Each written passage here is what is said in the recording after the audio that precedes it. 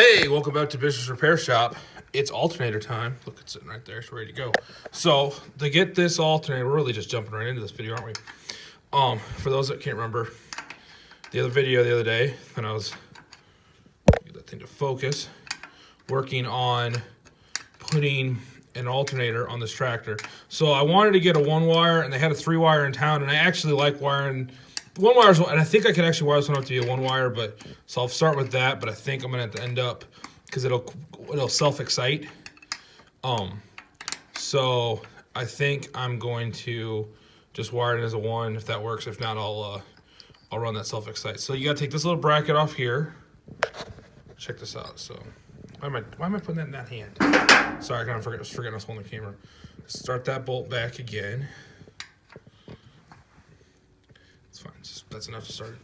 And the new alternator, oh, sorry, forgot about the camera, second time.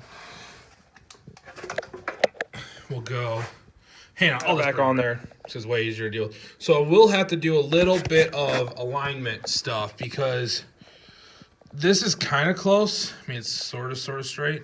Might have to put like 1 washer back there, or I need to bring this out just a little bit more. But what the main issue more is going to be is I'm going to get a little bit longer bolt so I get enough engagement down here and then make a spacer for that. But other than that, it'll work. I want to get a little bit shorter belt too. I can go, am I hitting there? Yeah, that's, because right now that's kind of tight on the belt there. And we're getting pretty close to hitting down in here. So I'm gonna get a few more parts and I'll bring you back. Okay, we're back. A couple days later, so I got a bunch of parts. This is literally my 3rd time trying to film this particular segment.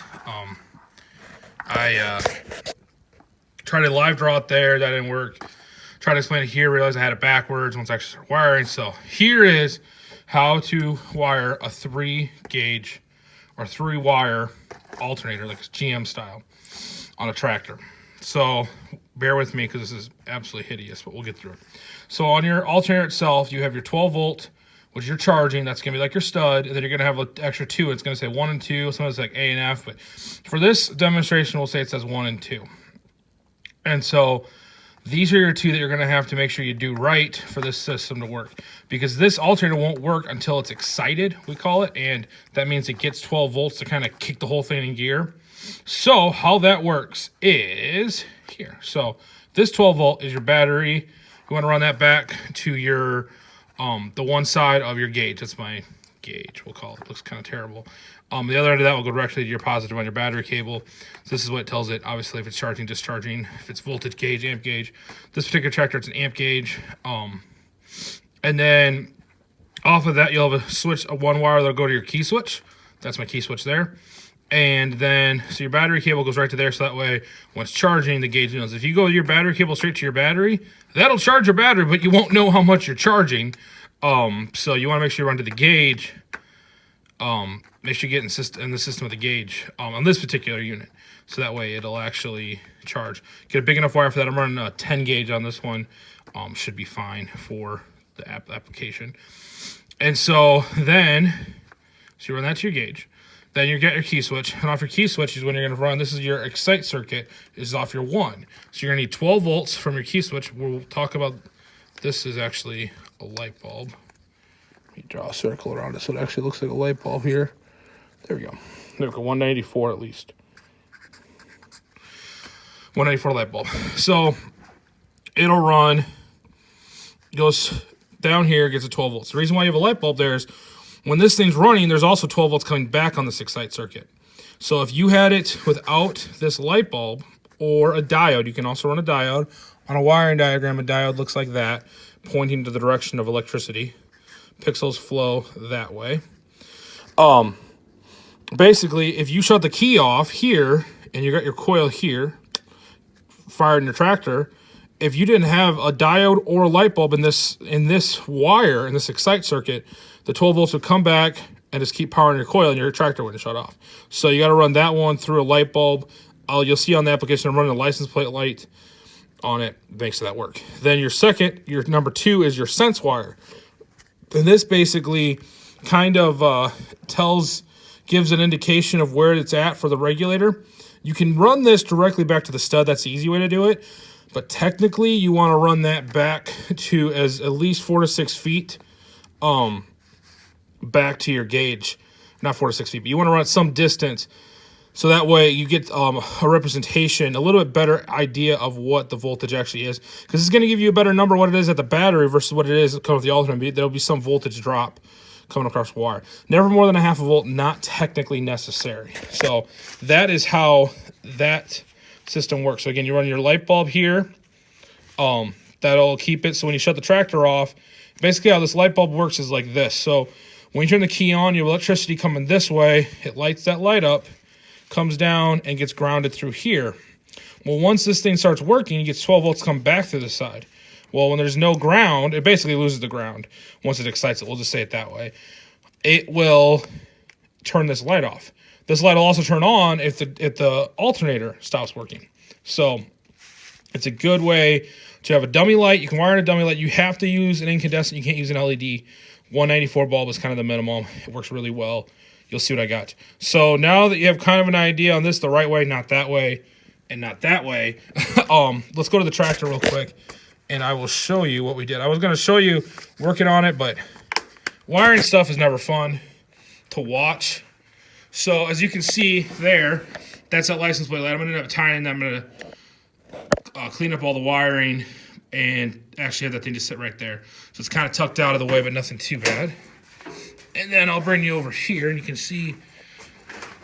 So here's my wiring. So I ended up using, I already had these 2 wires from the old setups that were run. That's why I decided to run that one all the way back, not just right to here. So here's my battery cable that goes back, my 2 cents ones, and then they just run back. I'll bring you up here so you have a better idea. And you can see, no, it's hard to see in there. There's your battery cable running to this side, because this is the voltage gauge here, or amp gauge here. This side of that, you want to make sure what I did the first time I had it wrong. I had that light switch going to there. I needed to go down to the key switch, which is the back of the key switch is right here, right there. See it right there? So now, once you have that working, I still need to get, I'm going to do some kind of a back bracket that'll go from here to here because this thing's kind of got the shakes. But let's now see, do I have a charge system that works? So we'll come up here, turn your key on. As you can see, when the key goes on, that light will turn on. Make sure we're in neutral, safety third. Let's fire the tractor up, see what it does.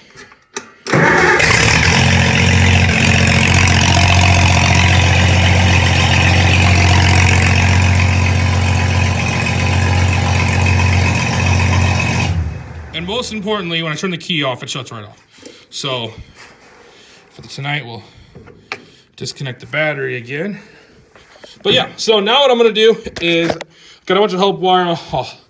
Tidy up all the wire and make it look all pretty, but I won't. You guys don't need to see that. And from there, that is how to wire a 12-volt system, a 12-volt alternator tractor.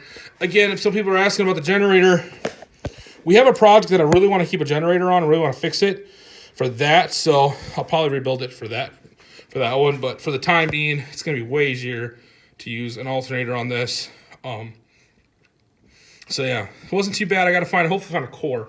All right, well, so now we got a working charging system, which since I've owned this tractor, I've never had. I'm actually pretty excited about finally getting that taken care of. So what I'll do, I ran this license plate light, so I'm going to squeeze in here this way so I can just tuck these wires up in behind the dash.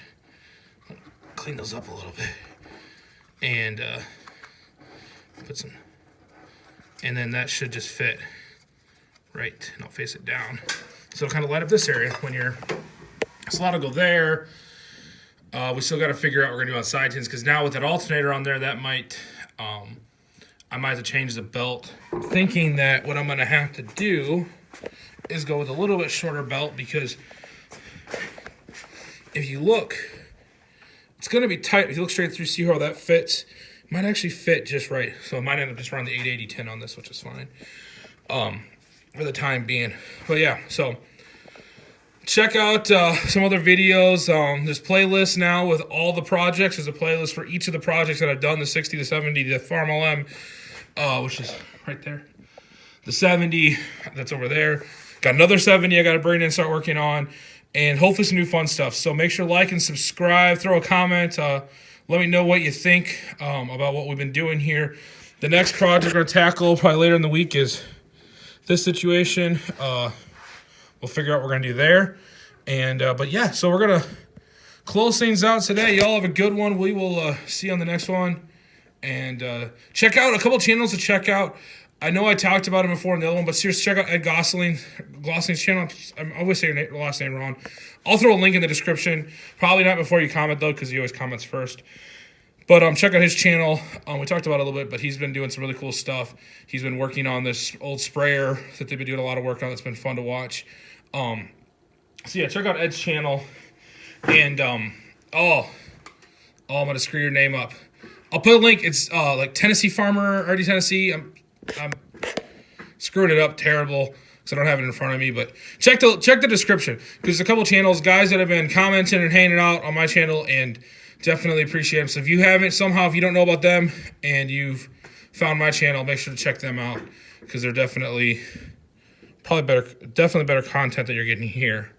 So but that doesn't take much. So hey, have a good one. We'll see you on the next one. Bye.